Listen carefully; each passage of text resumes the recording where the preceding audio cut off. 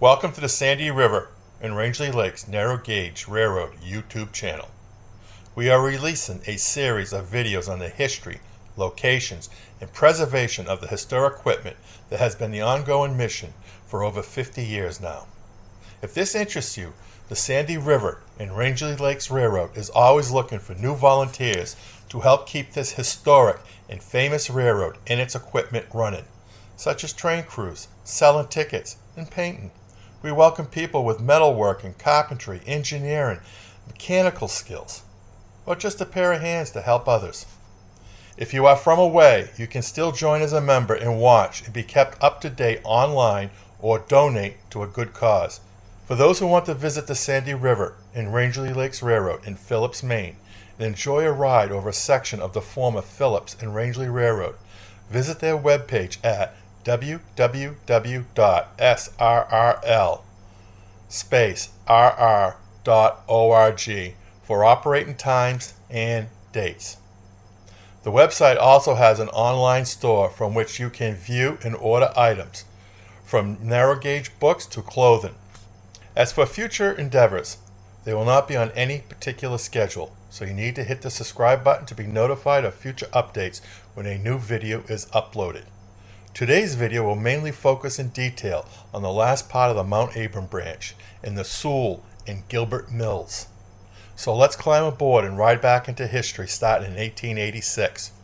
Reported on February 5th, 1886 was a coming construction of the new Gilbert Brothers Mill off the Franklin and Megantic Railroad, also known as the F&M. The following week it was reported for the first time that Gilbert Mill would require a new branch line to be built off the F&M main line into their new mill location.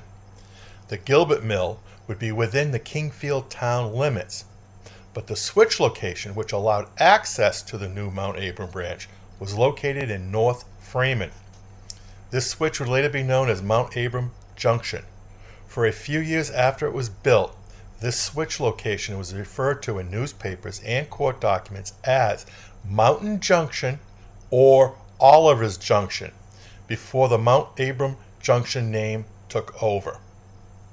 The Mount Abram branch was built along the base of the 4,000-foot high Mount Abram Sun, from which cut logs were hauled by oxen or horse teams on sled in the snow. At different times in the Gilbert operation, logs were hauled from upwards of 6 miles away. The major teamster operation was Spaulding and Moody, along with other smaller groups. The survey for the new branch started the first week of July, 1886. By the first week of August, a 30 by 84-foot boarding house for workers was completed. Various articles reported the boarding house as either 2- or 3-story building. Which is correct is unknown, but most boarding houses built in that period were 2 stories. Also completed was a blacksmith shop and stable. The Mount Abram branch had 3 long trestles. By the 3rd week of September 1886, the first trestle was reported completed. It passed by the pre-existent Oliver Mill, located on what was called the Oliver Farm.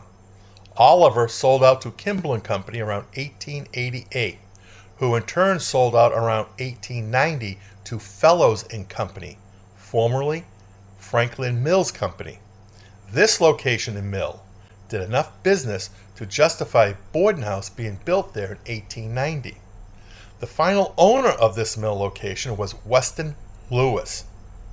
After Oliver sold out, the Oliver Mill name was still found in newspaper reports, but we have not been able to nail down this second location. From Mount Abram Junction, after passing the Oliver Mill in 1886, the next mill was Gilbert's. We now pick up at the north end of the 3rd trestle on the Mount Abram branch. Prior to the orange backpack, in the distance is a streaming orange tape marking the location of the north end switch of the 437-foot long runaround. Past the switch, the right-of-way dogs left and is straight until the end of the main line. Past the switch was the last 72 feet of 50-pound rail laid during the 1914 rebuild.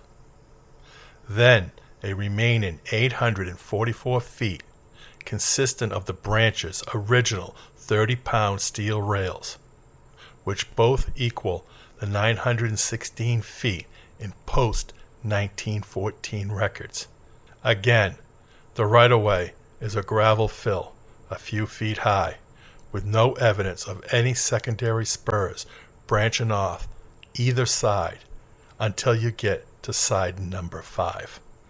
Where the main line ends and track 5 begins, a 60-foot section of the right-of-way was removed, which gives it a cellar hole outline.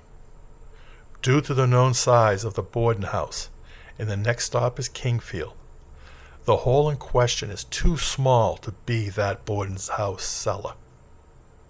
In late January 2021, Dave Bolduc informed me that the hole was not there around 1965, and a cable car crossed Rapid Stream, which was then still in operation. Based on 3 eyewitnesses, 2 of whom are Alan Sochi and Dave Bolduc, they saw 7 rails on the west side of the main line just past the cellar hole. There were 3 rails on one side, 4 on the other. Alan believes they were either 25 or 30-pound rails. They were connected with fish plates, not joint bars, showing how old these rails were. When Dave Bolduc first found these rails, what he believed was a gauge rod was being used to hold the rails together. Dave described it as 2 pieces of flat iron, about 2 inches wide, riveted together and curled on the ends like we saw earlier in the photos we discovered on track 2. Alan believes this may have been used as a stub switch, which it still again goes to age. Since 1980, Alan has watched these surviving rails gradually disappear over time. This is where the third witness comes in. During our first visit to the site, we ran into a family searching for the former boarding house who also watched the rails disappear over time until there was only one. He took that rail home with him, preserving the last of the 7 rails.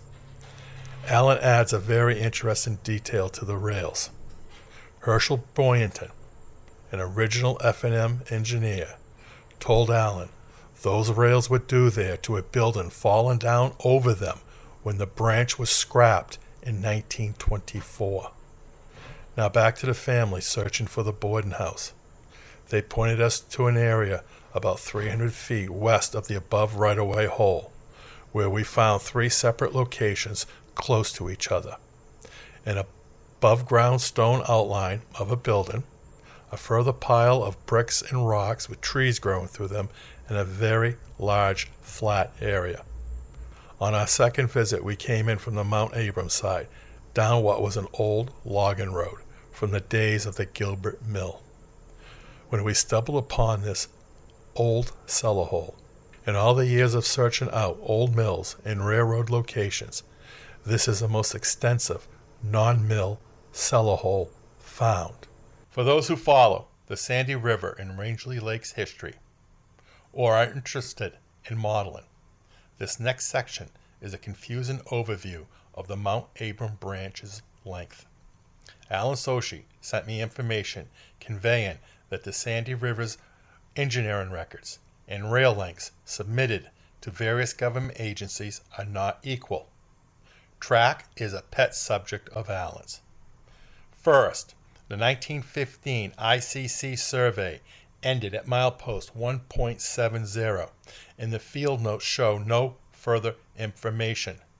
Milepost 1.70 is at the second flat elevated surface since the road crossing over the runaround. Located at 1.70 was the Great Northern Office, and later a bridge that crossed Rapid Stream, all noted in the 1915 survey. State of Maine Railroad Commissioner's reports list the Mount Abram branch as 1.7 miles.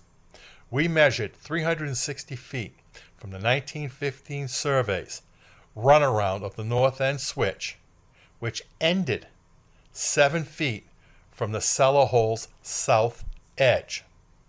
Second, The engineering department says the branch was 1.78 miles long. In October, prior to measuring this out, Kenny Wing with a metal detector was finding spikes, bolts, fish plates between milepost 1.70 and milepost 1.78, as we will see in a few minutes. Our fourth visit, we measured out 422 feet to milepost 1.78. In the October discoveries Kenny made were in a straight line. The milepost 1.78 location is about 30 feet north of the start of the Gilbert's Mills stone canal that we will soon see, and at least 50 feet west of Gilbert's, leaving a space between the two. Third, the rail length records show a length of 1.81 miles. After we measured out the 1.78 miles, we just kept going, looking for metal, leaving orange tape markers, which were all in a straight line. Our last documented metal find was a joint bar bolt. We continued well past the bolt. We were getting hits, but nothing was found. We then measured from 1.78 to the last find, the joint bar bolt, an additional 157 feet, which equals 1.81 miles. The track ended parallel to where an earthen canal was dug through a berm we will soon see, and was well more than 50 feet from the mill's west edge. From 1892 to 1898, the railroad commissioners show the branch is being operated. From 1899 to 1907, the railroad commissioners show that it was not being operated. Yet, in the winter of 1901, pulp was being hauled from what was called Gilbert's Mill. Reported in one day, from 10:30 a.m. to 4 p.m., 5 trainloads of pulp were hauled to Kingfield. From 1907 to 1911, the branch is noted, but it does not state if it was operated on. This is when Sewell moved to his Salem location. So was the building that fell down over the rails the Great Northern Office Building? It was the only building the survey noted at milepost 1.70 where the right-of-way ended. Yet the 7 rails were just beyond milepost 1.70. When track maps were made later from the 1915 survey, they show the tracks going past milepost 1.70. But again, this was not in the field notes. Company records dated October 10, 1914 show tracks 1, 2, 3, and 5 as being removed at a cost of $29.60. How do we know that the October 1914 date is correct? Because the branch was in no condition for trains to operate over until the 1914 rebuild. Now, Dole is the only source of the siding lengths on the Mount Abram branch. Using Dole's stated track lengths, a total of 1,169 feet of rails were removed prior to the 1914 rail accounting shown in this video. Dole's information held up with the exception of siding number 3 location until our November visit, when we measured out siding number 5 and found it to be 248 feet long, 167 feet shorter than what Dole noted of 415 feet. Why the discrepancy? I'm not sure why.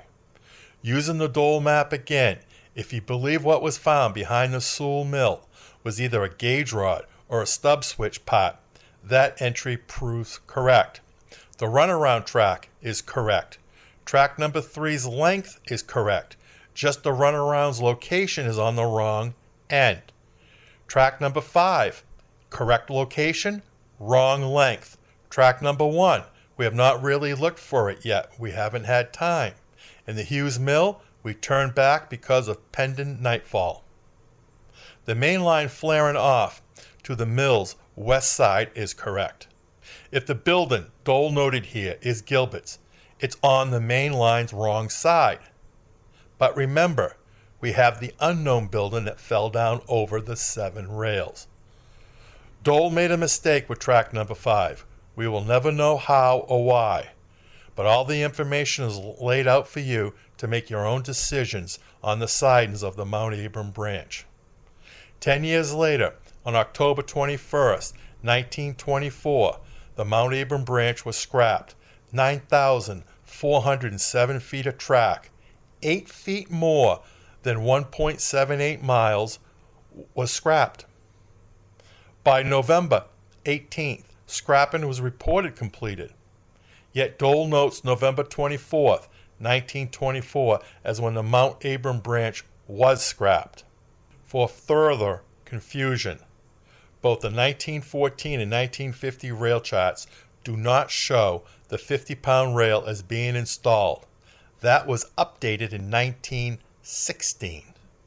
In the newspaper's Farmington section, it states how 15 carloads of rail had arrived for the Mount Abram branch when built. The 1914 records show the branch's original 30-pound rail was replaced with 25-pound iron rail prior to 1914. So how did 844 feet of original rail survive and the rest needed replacing?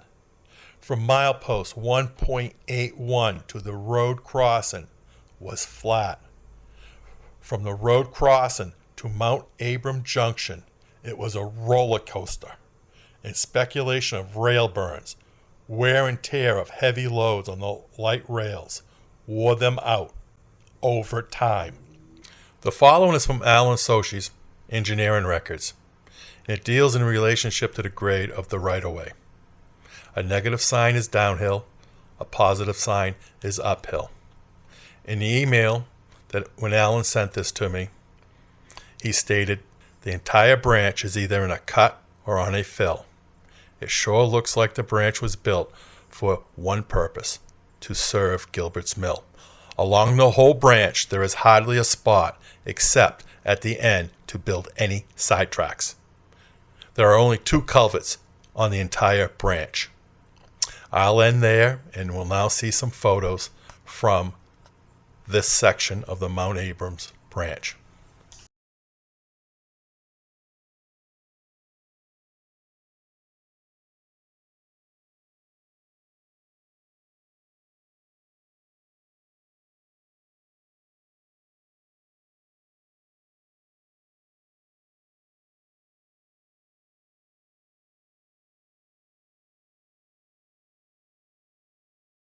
At milepost 1.70, starting on the river side, was side number 5, veering off slightly until it reached the stone line canal at the Gilbert's Mills south end, which Dole notes as 515 feet in length. As previously explained, we measured side number 5. It is in fact 248 feet long, not 415 feet. There's no evidence side number 5 crossed the stone canal, because in a short distance it would have been into the mill smokestack area, then the engine room. At the canal's rock-lined edge, the siding is about 12 to 18 inches higher due to the gravel fill, but much higher as it went south.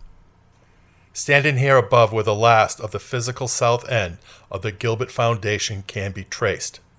Up to this point, we discovered and measured out 90 feet of stone or brick of the mill's foundation, leaving 54 feet unaccounted for.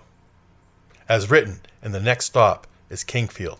The Gilbert Mill was 144 by 82 feet, built on a north-south axis. Which end were the missing 54 feet on? The south end, due to the amount of rocks and a rock foundation of some sort at the bottom between side number 5 and the mill's west side. And in the next photo, we will see the mill's north wall. News reports state the logs were unloaded on the mill's north end, west side. Standing on the west side of the most northerly of the foundation, covered in leaves, is the rock foundation, lined up with the start of the stone canal. just before the start of the canal, is the conveyor's rock base that went up into the mill.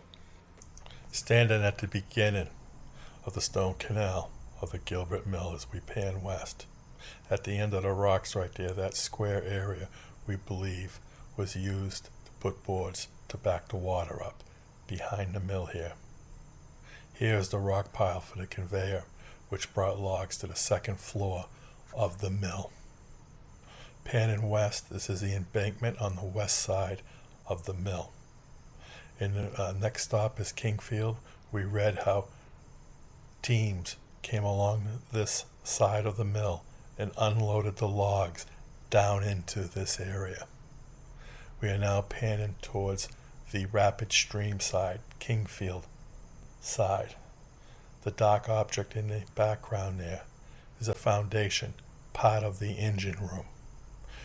As we pan back across to the west, you can see just how shallow this area was and how much water could have been backed up by this dam before it was in the engine room. Here as the video ends, gives us a good view of what was the foundation, the rocks up through the leaves. They are hard to make out, but they are there, which was the foundation to the north wall of the mill, thus explaining why we believe the 54 feet unaccounted for was on the south end of the mill. The topography of side number 5 is lower than the mill's west side, even with its gravel fill. The divide between them is shaped like an upside-down Y. As noted in the next stop is Kingfield, the cut lumber came out of the mill's east side south end, where side number 5 ended. Was a long platform built alongside side number 5 to facilitate the unloading of multiple cars at a time, given the daily number of cars reported bound for Farmington. In late December 1886, less than a month into the operation, the Gilbert mill was shipping 5 cars per day to Farmington to customers as far away as New York and Glasgow, Scotland. By April 1887, they were making 2 trips per day with 7 to 9 cars per trip. A long loading platform could also explain why no mill switcher was ever reported, but we will never know. While shooting the next video, in a previous photo we have already seen and used, about 40 feet behind me, I did not know, Kenny Wing with his metal detector was discovering these railroad spikes. The orange hat that you see in the distance is another location, and there's a third one between these 2 spots that is not marked. This was the first indication we found of a railroad track in this area, and as you can see, there is no evidence on the ground.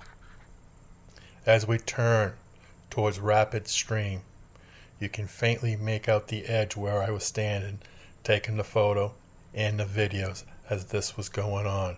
You can see the distance here between the track and what would have been the edge of the mill. Until Kenny discovered these items, I did not believe the rails were on the mill's west side, because there is 0 physical evidence on the ground surface. When these tracks were laid, it must have been on top of the ground. No grading, no ballast, no drainage on the sides. Even the spikes found were not in ballast. I cannot emphasize the fact of 0 physical evidence enough. Standing on the edge of the Gilbert mill where the stone wall ended, or what we have found so far as the stone wall ended, to the right here was where the unaccounted 54 feet was. Looking down now onto the stone canal and the bend that was in it. Now looking up north into the cellar of the mill. Off Rapid Stream, north of the Gilbert mill, a canal was dug out for water to flow to the mill and is still there today. At one point the canal splits into two, but then merges back as one. The main canal is 3 to 4 feet deep in some locations on its river side, but in other locations it's no more than a visible depression. Remember that it's 2021 and we are 131 years after the Gilbert Mill fire, and a lot happens in that amount of time. If you believe this canal allowed logs to be floated to the mill, there is no way this happened due to the canal's numerous mild bends and log lengths. Reported in December 1886 that Gilberts would approach the legislature to build a dam on Rapid Stream, most likely a diversion into this canal. Where this happens, Rapid Stream splits into two sections before coming back as one by the mill. Standing in the middle of a canal that was dug through an earthen embankment. This was the canal that brought the water down from north of the Gilbert Mill. This canal, at this point, as you see in the video, we are now walking due west. When I started the video, we were approximately in the middle. You will see the size of this canal in about 1 minute as we progress. Here, as I come up to this point here, the pond, here where I'm standing, the canal takes a 90 and goes due south, now towards the Gilbert Mill. Here, and where we've stopped the video, you are looking up an incline. This incline will run all the way to milepost 170 that we talked about earlier, and the Gilbert Mill was built along this incline further down. At the top of the incline, straight ahead due west, between 50 and 70 feet, was the end of the track that was on the west side of the mill at milepost 181. We've turned south and we're walking between the berm on the right that we'll see here soon and the incline that we've just seen on the right. Looking towards the incline on the west side. Here, as we pan towards the Rapid Stream and the earthen berm as we pick up now that was between the mill and Rapid Stream. Here we can see the sheer size of this berm that was along the river side where the canal was dug through, where this video started. Starting looking at the incline on the west side as we pan down towards the Gilbert Mill now. There is the engine room mount, the engine room for the Gilbert Mill with the berm on the right side. You can see just how flat it was in here and how high could the water have gone before it was in the engine room. We are now looking back towards the north, panning along the earthen berm on the river side. Both photos here do not capture the graded cellar floor of the Gilbert's Mill, west side, where its foundation came up to the ground level. The mill cellar was graded from the foundation edge 20 to 25 feet to the edge of the stone canal which ran under the mill.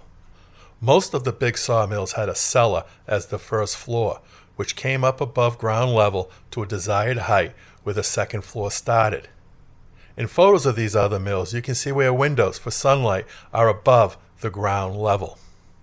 Long lumber was cut on the second floor, powered by the shafts and pulleys, mostly located in the cellar section. The logs came in one end and went out the other as cut lumber. In some mills, most of the smaller items produced were a byproduct from squaring up long lumber and tops for what they called short lumber, clapboards, shingles, laths, staves. Across from the mill canal, on the river side, was the engine room. The rock wall seen here in this photo was the most westerly part of the mill, measuring 18 feet, 6 inches in length. I'm not sure if it was part of the mill's foundation or part of the engine room. Standing on the mill's north end, where the stone foundation ran down towards the stone canal we saw in a video earlier, we measured 82 feet across, which was halfway up the earthen berm behind the rock wall. In front of the stone wall looking south, either a steam engine or a dynamo was mounted here, powering the original 160 horsepower steam engine. The brick mount was 3 feet 5 inches from the rock wall. A rock base in the engine room. What it was for is unknown, but you can see its location in relationship to the brick base. At the end of the rock wall, by the large white birch tree atop the earthen berm, an area was dug out where the mill's smokestack was located. Looking at the remains of where the Gilbert Mill smokestack base was dug out atop the berm. On the berm's riverside is a large boulder that anchored the smokestack's guy wires. 2 guy wires were also found along the edge of the mill's west foundation. These boulders were nowhere as large as the ones on the river side. The large white birch tree on the edge of where the smokestack was, with a pipe from the mill operation growing out of its base. This is the only metal found. This location has been picked clean. You are looking north at the west side of the mill's foundation, down in its cellar section. The last of the mill stone foundation is 10 feet behind you. In the center is a second brick mount, as seen in previous engine room photos. In a news article Allen found after the mill was operational, it reported the original mill engine was replaced with a 175 horsepower engine and 2 large boilers. Why the additional power? Besides the long lumber, they again produced short lumber. It's unknown whether a second boiler powered this engine or whether steam was piped to this mount. There is 0 evidence on the mill's west side of a second engine room, smokestack, further rock rings, just this mount seen here. You are looking south where the stone canal starts. The canal is approximately 24 inches deep its entire length, at the only curve in the stone canal looking north towards its start. The reverse of the previous photo where the stone canal turns and continues to rapid stream. Zoomed in, you can see the river's rocks in the distance, and through the trees you can see the shiny camp roof on the West Kingfield Road. So what was the canal for? Both Al and I suspect the canal was the mill's method of ridding excess sawdust by dumping it in moving water, which carried it to the river. This was twofold. The flammable sawdust was now in water and removed. In the next stop is Rangeley is a description of a mill where the waste was dropped down through the floor into a stream. This now goes back to how much water was backed up behind the stone canal. Enough was needed for the boiler and a flow in the canal that did not plug it up, and to get logs on the conveyor, yet keep the engine room from being underwater. This may explain the diversion dam the Gilberts wanted in 1886. Faster water flow to carry the waste to the river, yet at a lower dam level. As stated before, the stone canal ran right under the mill on its north-south axis, but the canal's curve was well before the mill's south end. Thank you for taking the time to watch our video. We hope you enjoyed it. Please take a look at our YouTube channel. Hit the like button and subscribe to be notified when new content is available.